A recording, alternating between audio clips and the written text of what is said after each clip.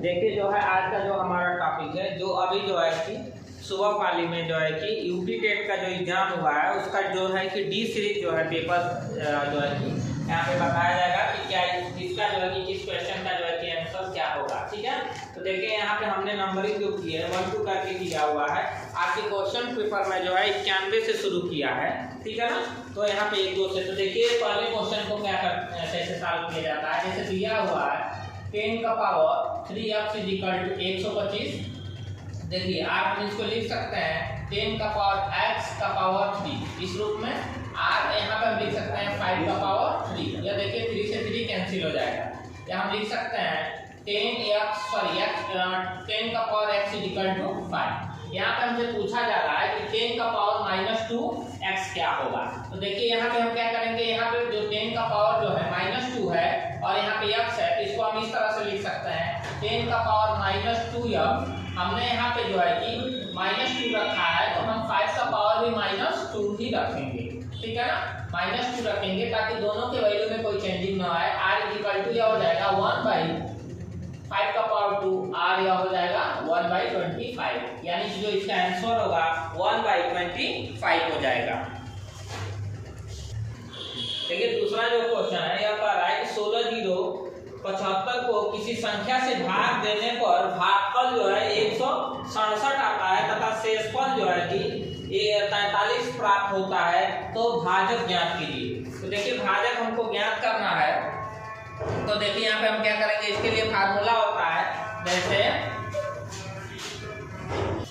और देखिए यहाँ दूसरा जो क्वेश्चन है हम क्या करते हैं इसको सॉल्व करेंगे। तो देखिए होता है भाज्य बराबर भाजक गुणे भागफल प्लस शेष। तो यहाँ पे हमको जो है कि कुछ क्वेश्चन में भाजक पूछा गया है, तो हमने भाजक को x माना हुआ है।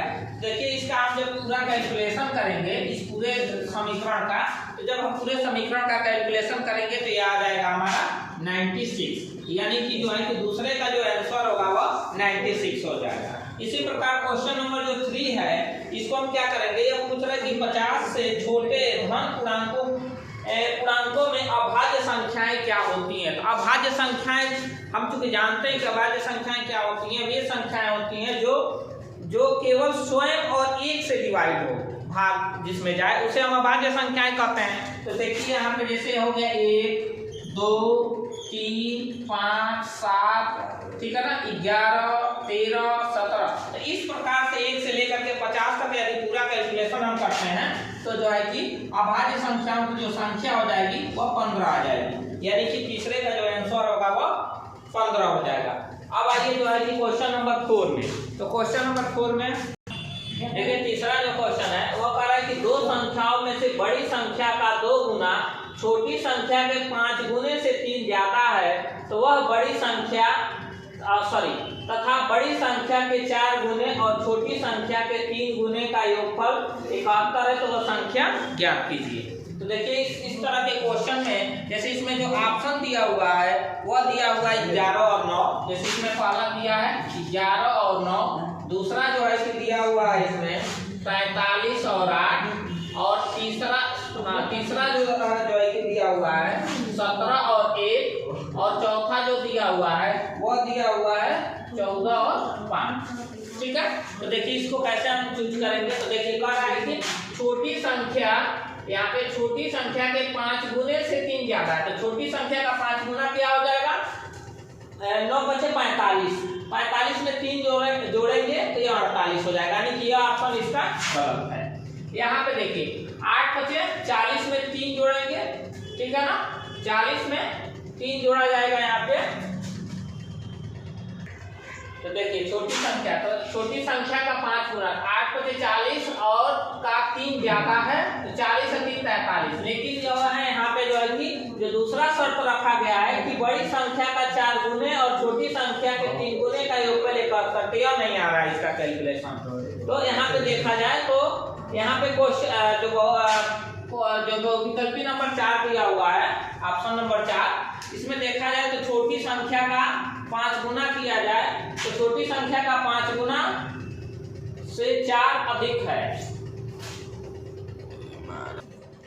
देखिए यहाँ पे जो है, यहाँ पे हम कैलकुलेशन करते हैं, यहाँ इसको सॉल्व करते हैं। तो देखिए यहाँ पे जो है कि हम क्या करेंगे 14 चौके 56 और आएगी बड़ी संख्या के 4 गुने, तो 14 चौका 56 और छोटी संख्या के 3 गुने यानी कि 5 के 15, तो 14 56 और जो है कि 15, इसका जो योगफल आ रहा है जो 71 आ जा रहा है, ठीक है ना। तो यह शर्त इस पे लागू हो जा रहा है, यानी कि चौथे का जो क्वेश्चन का जो है आंसर हो जाएगा 14 और 5। फिर इसी प्रकार जो है क्वेश्चन नंबर 5 है। तो क्वेश्चन नंबर 5 में पता है कि एक वर्ग का क्षेत्रफल इसकी भुजा 8 सेंटीमीटर है और आयत के क्षेत्रफल के बराबर है और आयत की लंबाई 16 सेंटीमीटर दिया गया है, तो आयत की चौड़ाई पूछा है। तो चूंकि हम जानते हैं कि आयत का जो होता है क्षेत्रफल वह होता है भुजा स्क्वायर, यानी इसकी एक भुजा की माप दी गई है, एक भुजा की माप जब दी गई है तो इसका क्षेत्रफल हो जाएगा 8 × 64 हो जाएगा। और इसकी चौड़ाई यदि हम x मानते हैं और लंबाई इसका दिया हुआ है 16, तो x = 64। देखिए यहाँ पे x = 64/16, 64 में हम 16 से क्या करेंगे भाग देंगे, तो इसका जो वैल्यू आ जाएगा वो आ जाएगा 4, यह हो जाएगा 4। यह सेंटीमीटर में है तो यह सेंटीमीटर हो जाएगा, ठीक है ना। उसके बाद देखिए यहाँ पे क्वेश्चन नंबर 6 दिया गया है, यह कह रहा है कि 14/33, 42/55 और 21/22 इसका जो है कि मौसा बताइए। तो जब भिन्न में दिया गया मौसा होता है तो देखिए मौसा निकालने के लिए क्या फार्मूला होता है कि अंश का मौसा बटे हर का लसा, इस तरह से निकाला जाता है। तो 14, 42 और 21 का यदि हम मौसा निकालते हैं तो यह 7 हो जाएगा। 14, 42 और 21 का मौसा निकालते हैं तो यह 7 हो जाएगा, और जो कि 35, 55 और 22 का लौसा निकालते हैं यह हो जाएगा 330। तो इस प्रकार से क्वेश्चन नंबर 6 का जो आंसर होगा 7/330 होगा। देखिए अब जो है 7वां नंबर है, इसका जो है कि हमसे क्या पूछा जा रहा है, वर्गमूल पूछा जा रहा है। वर्गमूल बताइए। इस क्वेश्चन का वर्गमूल यानी कि हम इसको ऐसे लिख सकते हैं 7 + 2 √10, ये जो √10 दिया गया है इसका हम मल्टीप्लाई करेंगे तो यह 2 × 10 हो जाएगा, सॉरी 2 × 5 हो जाएगा। तो हम इसको क्या करेंगे रूट में लिख लेंगे, तो 2 × 5 इसका वैल्यू जो जाएगा √10 हो जाएगा, √10। आप देखिए बस इसमें कुछ करना नहीं है, ट्रिक होता है, या हो जाएगा √2 + √5, यानी इसका जो आंसर होगा क्वेश्चन नंबर 7 का यह हो जाएगा √2 + √5, ठीक है। अब इसके बाद अगला जो क्वेश्चन है, एक वर्ग और समबाहु त्रिभुज की एक भुजा वैनिष्ठ है, यदि एक त्रिभुज की एक भुजा 4/3 सेंटीमीटर है तो इस आकृति का परिमाप बताइए। तो देखिए वर्ग है, ठीक है ना, यहाँ पे वर्ग दिया हुआ है, देखिए यह वर्ग है और इसमें एक उभयनिष्ठ भुजा है, देखिए यहाँ यह समबाहु त्रिभुज है, यही उभयनिष्ठ भुजा हो जाएगी यहाँ पे। तो देखिए करें कि इसका परिमाप बताइए। तो इसका परिमाप ज्ञात करने के लिए देखिए करें कि इनकी सारी भुजाओं, जब समबाहु त्रिभुज है एक भुजा उभयनिष्ठ है, यानी कि यह भी 4/3 होगा, यह भी 4/3 होगा, यह भी 4/3 होगा, यह भी 4/3 होगा और यह भी 4/3 होगा।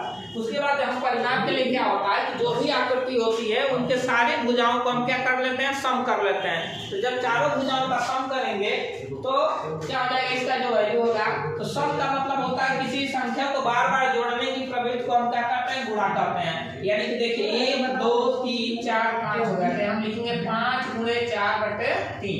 अब देखिए हो जाएगा 20/3, या 20/3 जो हो जाएगा, इसको हम सही में कन्वर्ट जब करेंगे तो इसका जो वैल्यू हो जाएगा वह होगा, यह हो जाएगा 6 सही 2/3। तो जो इसका क्वेश्चन नंबर यहाँ इसका जो है 8 जो दिया गया है, इसका जो आंसर हो जाएगा वह 6 सही 2/3 हो जाएगा। फिर इसी प्रकार जो नेक्स्ट क्वेश्चन है, निम्न में से कौन सी संख्या 99 से अभाज्य है। तो 99 से अभाज्य संख्या, तो पहले हम जान जाते हैं कि 99 किन संख्याओं से कटती है। तो 99 कटेगी 11 से, 3 से और 9 से, ठीक है ना, यानी 11, 3 और 9 से कटेगी, ठीक है ना। या इसको हम लिख सकते हैं ऐसे 3 × 3। अब देखिए इसमें जो क्वेश्चन ऑप्शन दिया गया है कौन सही होगा वो हम आपको बताते हैं।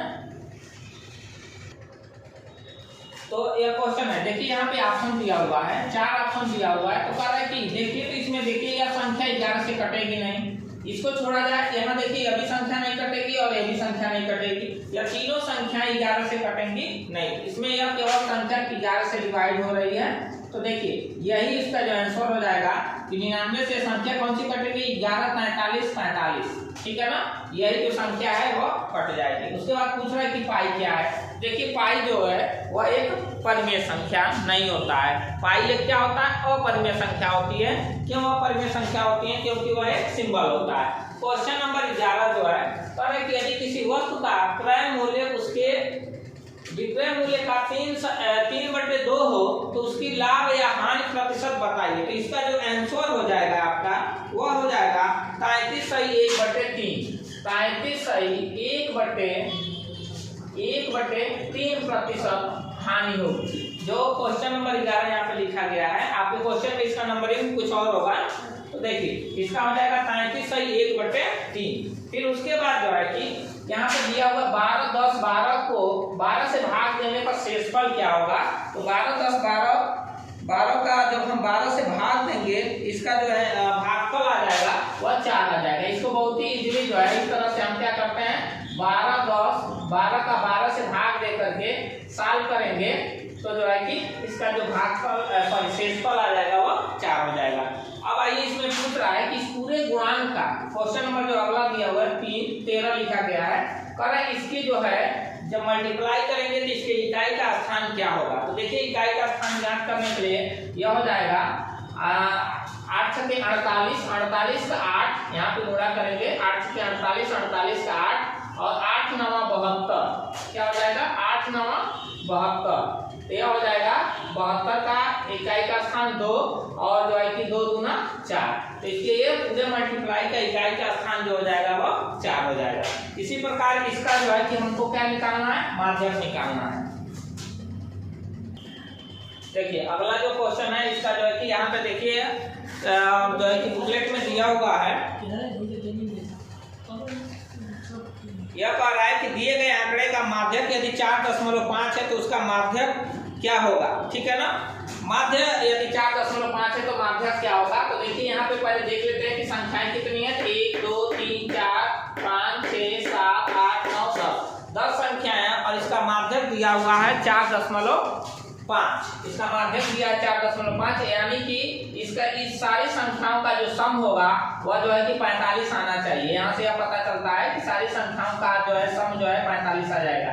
तो देखिए इनका माध्यक निकालने के लिए पहले इस दिए गए संख्या को आरोही क्रम में लिखते हैं, सॉरी हम आरोही क्रम में लिखते हैं। जैसे यहाँ पे लिखेंगे 1 2 3 4 5 7 7, ठीक है ना। देखिए यहाँ पे 1 2 3 4 5 6 7 और यहाँ पे 8, ठीक है ना, 9 संख्या है और जो है कि यह, ठीक है ना। तो इसको हम क्या लिख दिए हैं, आरोही क्रम में लिख दिए हैं। अब देखिए यहाँ पे इसको हम ऐसे लिख सकते हैं, इन सारी संख्याओं को जोड़ लेते हैं। तो जैसे देखिए यहाँ पर 3 3 6 10 15 15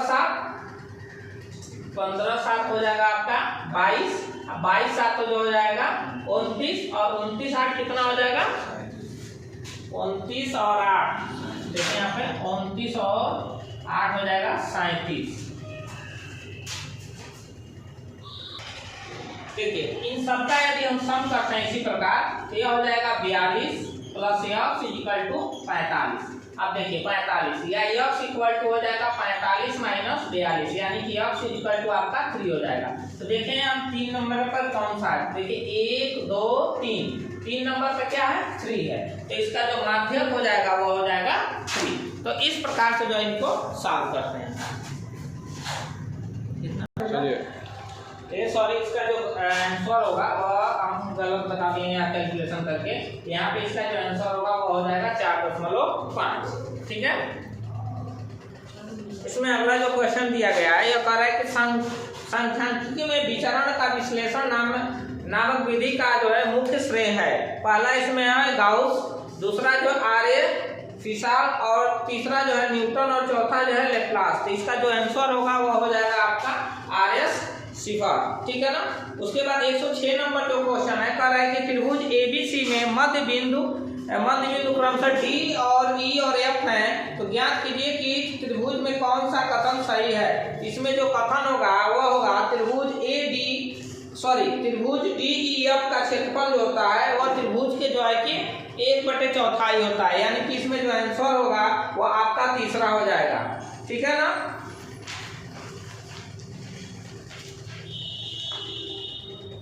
उसके बाद कह रहा है कि यदि दो संख्याओं का अंतर और गुणनफल क्रमशः 5 और 36 है तो उनके व्युत्क्रमों का अंतर बताइए। देखिए इसको हम सॉल्व करते हैं।